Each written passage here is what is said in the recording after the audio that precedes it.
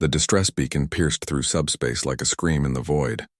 It originated from Kepler 442b, a neutral trading hub where 17 species conducted commerce under the protection of the Galactic Concordat. Now that protection meant nothing. The Vrakthar swarm had descended upon the station with their usual brutality, and the message was clear. 5,000 civilians trapped, life support failing, and the enemy still hunting through the corridors.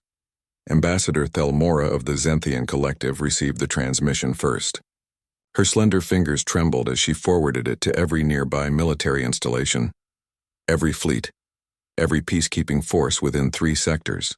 The response was swift and uniform: silence, followed by carefully worded regrets. The Zenthians, with their impressive armada, cited strategic repositioning and resource allocation concerns. The transmission arrived within minutes, professionally formatted, expressing deep sorrow but explaining that engaging the Vrakthar would require Senate approval, which could take weeks. The Kryn Empire, known throughout the galaxy for their warrior culture and ships bristling with weaponry, responded with cold mathematical precision.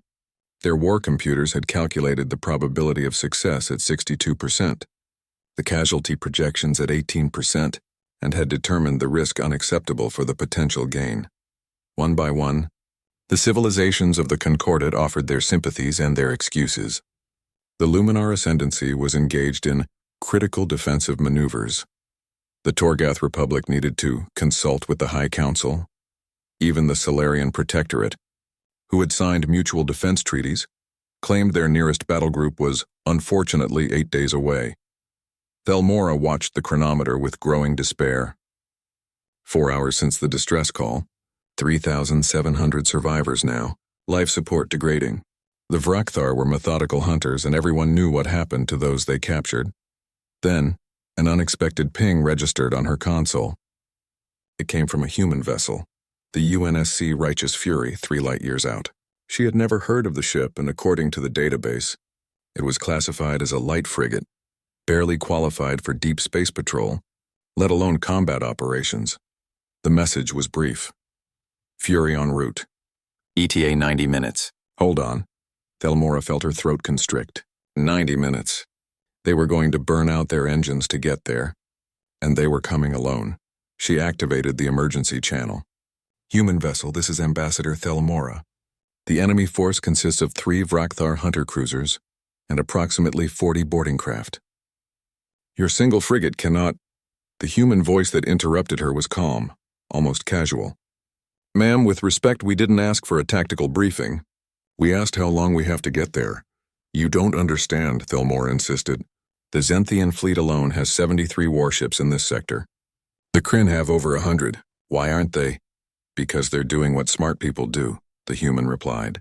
They're calculating odds and writing reports and protecting their assets.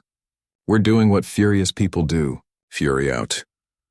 The channel went silent. Across the station, the survivors huddled in sealed sections, listening to the sounds of hull breaches and Vrakthar hunters getting closer. Children clung to their parents. Traders from a dozen worlds prayed to a dozen gods.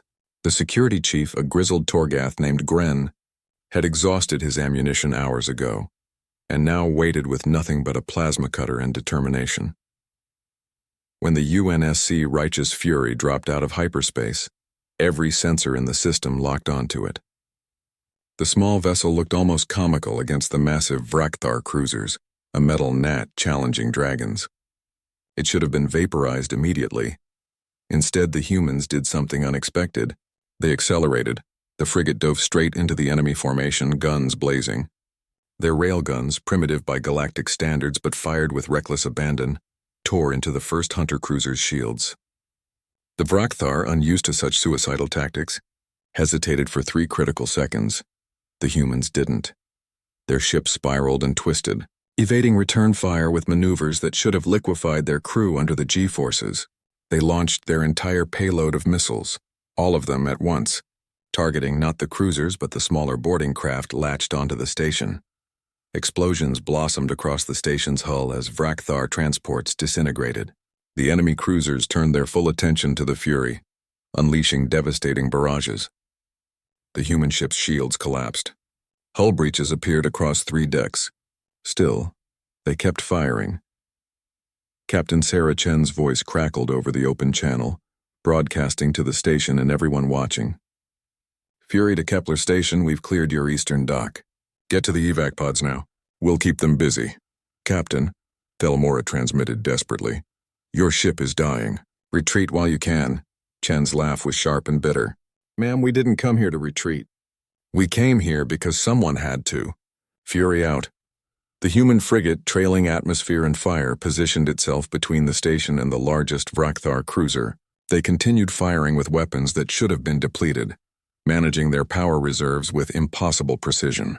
Every shot counted. Every second mattered. Then something extraordinary happened. New signatures appeared on sensors. Zenthian cruisers dropped out of hyperspace, then Kryn battleships, then Solarian destroyers. Within 10 minutes, 47 warships from 6 species arrived in system, forming a battle line. The Vrakthar, suddenly outnumbered and facing unified opposition, disengaged. Their cruisers retreated into hyperspace, leaving their dead behind. In the aftermath, as rescue ships evacuated the station's survivors, Thelmora stood on the bridge of a Zenthian command carrier. Watching the battered human frigate limp toward a repair dock, she turned to the Zenthian admiral beside her. Why? She asked quietly. Why did you come after all? The admiral's expression was unreadable. We saw what they did. One ship, one crew. They didn't calculate odds or file reports or wait for approval. They simply came. He paused. It shamed us, all of us. We couldn't let them fight alone. 3 weeks later, the Galactic Concordat held an emergency session. The topic, humanity's application for full membership status. The debate was short. When the vote was called, it was unanimous. That evening, in a quiet bar on Earth, Captain Sarah Chen sat with her surviving crew. 17 dead, 32 wounded, but 3,700 saved. Someone raised a glass. To the Fury, they said. To the Furious, Chen corrected and smiled.